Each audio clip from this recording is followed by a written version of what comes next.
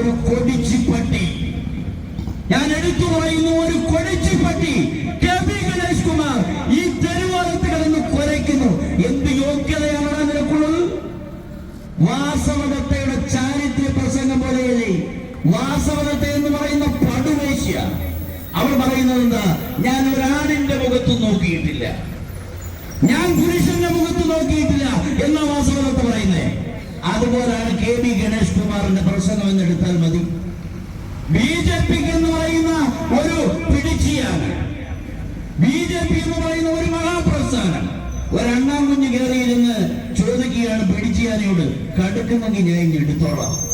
ഇക്കളാക്കിയതിനു ശേഷം ചോദിക്കുക, കമ്പങ്ങോട് പാലങ്ങോട് ഏതാട്ട് പാലം വരെയുള്ള KB ഗണേഷ് കുമാറിന്റെ പ്രസ്ഥാനം. ആ ഗണേഷ് കുമാരൻ നരേന്ദ്രമോദിയെ വെല്ലുവിളിക്കുക. അവ പറയുകയാണ്, കേരളത്തിൽ ജനങ്ങൾ മണ്ണുവാരി തിന്നാൽ പോലും BJP വോട്ട് ചെയ്യില്ല. ഈ ഗണേശകുമാരൻ പറയുകയാണ്, എടാ ആരാണ് അടികൊണ്ട് മണ്ണിൽ വീണത് മണ്ണുവാരി തിന്നൊന്നും ഈ പത്രവൃത്തിക്കാർക്ക്, ഈ ചെങ്ങമനാട് നിവാസികൾക്ക് അറിയാം. ആരാ മണ്ണുവാരി തിന്ന്? ആരാ അടികൊണ്ട് മണ്ണിൽ വീണ്? സരിത എന്ന് പറയുന്ന വിവാഹിതയായിട്ടുള്ള ഒരു സ്ത്രീ. ആ സ്ത്രീക്ക് എന്തു സമ്മാനമാണ് കൊടുത്തതെന്ന് R ബാലകൃഷ്ണനോട് പറഞ്ഞു. അദ്ദേഹമാണ് ചെലവിന് കൊടുത്തതെന്ന് അദ്ദേഹം പറഞ്ഞു. കവാലക്കുറ്റിക്ക് അടിച്ച് താഴെയിട്ട് ഈ KB ഗണേഷ് കുമാരൻ മണ്ണ് വീഴുന്ന കാഴ്ച കണ്ടവരാണ് നമ്മൾ. ആ പടം നമ്മൾ കണ്ടില്ലേ സോഷ്യൽ മീഡിയയിൽ? അവന്റെ ചുണ്ട് മുറിഞ്ഞിരിക്കുന്നു, കണ്ണിന്റെ താഴെ ഗണേഷ് കുമാറിന്റെ ചോര പതിയുന്നു. അയാളാണ് പറയുന്നത്, മണ്ണ് വാരി തിന്നാൽ പോലും കേരള ജനത BJPക്ക് NDA വോട്ട് ചെയ്യില്ല എന്ന് അയാൾ പ്രസംഗിക്കുകയാണ്. മണ്ണ് വാരി തിന്നത് അദ്ദേഹമാണ്. ഇപ്പോഴത്തെ മഹാത്മാവ് എന്ന് പറയുന്നത് KB ഗണേഷ് കുമാരനാണ്. ആ KB ഗണേഷ് കുമാറിന്റെ വൃത്തികെട്ട ഒരു ഭൂതകാലം അത് ഞങ്ങളെ കൊണ്ട് ഇടയ്ക്കിടയ്ക്ക് ഇയാൾ വിളിച്ചു പറയിപ്പിക്കും. നരേന്ദ്രമോദിക്ക് ഈ ഏനാത്ത് പാലം മുതൽ കമ്പംകോട് പാലം വരെ കിടക്കുന്ന KB ഗണേഷ് കുമാരൻ ഇനിയിപ്പോ വടക്കേ ഇന്ത്യയിൽ പോയി പ്രസംഗിച്ചാലും അവിടെ BJPക്കോ ഞങ്ങളുടെ രാഷ്ട്രീയ പ്രസ്ഥാനങ്ങൾക്കോ യാതൊരു വിഷയവുമില്ല. ഒന്നും സംഭവിക്കാൻ പോകുന്നില്ല. ഇയാളുടെ മന്ത്രിപദവി നിലനിർത്തണമെങ്കിലും ഇയാളുടെ MLA പദവിയൊക്കെ നിലനിർത്തണമെങ്കിലും അത് നരേന്ദ്രമോദിയെ ചീത്ത വിളിച്ചാൽ മാത്രമേ പറ്റൂ എന്ന് വന്നു കഴിഞ്ഞാൽ മറുപടി ഞങ്ങൾ പറയും. നിന്റെ അച്ഛനായപ്പോ ഞങ്ങൾ പറഞ്ഞിട്ടുണ്ട്, രണ്ട് പറ്റേറ്റീവായിട്ട് ഞാനും അകത്ത് പോയത്. നിന്റെ അച്ഛൻ പറഞ്ഞപ്പോ അതിനെതിരെ ഞങ്ങൾ പറഞ്ഞിട്ടുണ്ട്, അകത്ത് പോവേണ്ടി വന്നിട്ടുണ്ടെങ്കിൽ പോയിട്ടുണ്ട്. ഇനി KB ഗണേഷ് കുമാരൻ പറഞ്ഞാലും ഞങ്ങൾക്ക് 4 പറ്റേറ്റി ഒന്നും ഒപ്പിക്കാൻ യാതൊരു കുഴപ്പമില്ല. അതുകൊണ്ട് മര്യാദയ്ക്ക് പറഞ്ഞേക്കാം, നാവടക്കിക്കൊണ്ടിരിക്കുക. അതായത് സുരേഷ് ഗോപിക്ക് നോയമ്പ് കഞ്ഞി കൊടുക്കുന്നു. അന്നം ഏറ്റവും പുണ്യമാണെന്നാണ് നമ്മുടെ സംസ്കാരം നമ്മെ പഠിപ്പിക്കുന്നത്. നമ്മളുടെ അച്ഛനമ്മമാർ പറയുന്നത് ഒരു വറ്റുപോലും വെറുതെ കളയുന്നതാണ് നമ്മുടെ സംസ്കാരം എന്നാണ്. ആ സംസ്കാരം ഉൾക്കൊണ്ടിട്ടുള്ള സുരേഷ് ഗോപി ഒരു നോയമ്പ് കഞ്ഞി കിട്ടിയപ്പോൾ അദ്ദേഹം അത് കഴിച്ചതിന് ശേഷം വിരൽ കൊണ്ട് വടിച്ചത് കഴിച്ചു.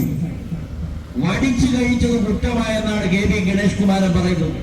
അവനോട് ഞങ്ങൾ ചോദിക്കുകയാണ്, എടാ സരിത വന്ന എല്ലാ സാധനവും നീ വടിച്ച് കഴിച്ചവനല്ലേ?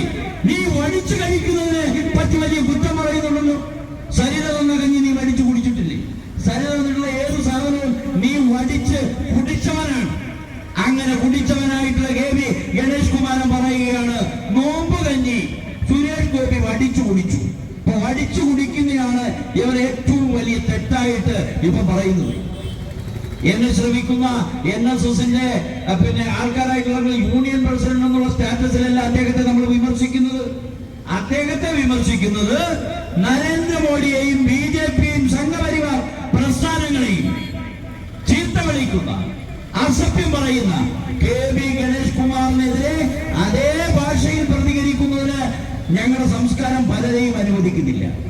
പക്ഷെ സംസ്കാരം ഇച്ചിരി കുറഞ്ഞ നേതാക്കളും ഈ പാർട്ടിയിൽ ഉണ്ടെന്ന് KB ഗണേഷ് കുമാർ മനസ്സിലാക്കിക്കോണം. ആ സംസ്കാരം ഇല്ലാത്ത കുറച്ച് കൂടുതൽ ആൾക്കാർ ഈ പത്തനാപുരത്ത് ബൈജു തൊട്ടാശ്ശേരിയെ പോലെയും അതുപോലെ തന്നെ ബാബുലയൻ ചേട്ടനെ പോലെയും ഈ കൊട്ടാരക്കര മണ്ഡലത്തിൽ എന്നെ പോലെയും ഒക്കെ ആൾക്കാരുണ്ട്. ഞങ്ങളിത് പറയുന്നത് KB ഗണേഷ് കുമാർ വ്യക്തിപരമായിട്ടുള്ള യാതൊരു വിരോധവും കൊണ്ടല്ല. ഞങ്ങളുടെ നേതാക്കൾക്ക് നേരെ അനാവശ്യമായിട്ടുള്ള ആരോപണം ഉന്നയിച്ചാൽ അവരുടെ വായിൽ കിടക്കുന്നത് നാക്കല്ല എന്ന് ഗണേഷ് കുമാർ വിചാരിക്കരുത്. ഗണേഷ് കുമാർ ഇങ്ങനെ ഓരോരോ നേരത്ത് സിനിമാ നടിമാരെ ഓടിച്ചിട്ട് പിടിക്കാൻ പോയിട്ടുള്ള കഥ നമുക്കറിയാം. MLA ആകുന്നതിന് മുമ്പ് ആർ ബാലകൃഷ്ണപിള്ള സാർ അവിടുന്ന് ജാമ്യം എടുത്തുകൊണ്ട് ഇയാളെ ഇറക്കിക്കൊണ്ടുവന്ന ഒരു ജില്ലാ പഞ്ചായത്ത് അംഗത്തെയാണ്. CPM-ന്റെ ഒരു ജില്ലാ പഞ്ചായത്ത് അംഗമായിട്ടുള്ള ഒരു സ്ത്രീയുടെ പുറകെ കാറ് വിട്ടുപോയവനാണ്, എലിവാണം വിട്ടുപോയ മിസൈൽ പോലെ പോയവനാണ് ഈ KB ഗണേഷ് കുമാരൻ.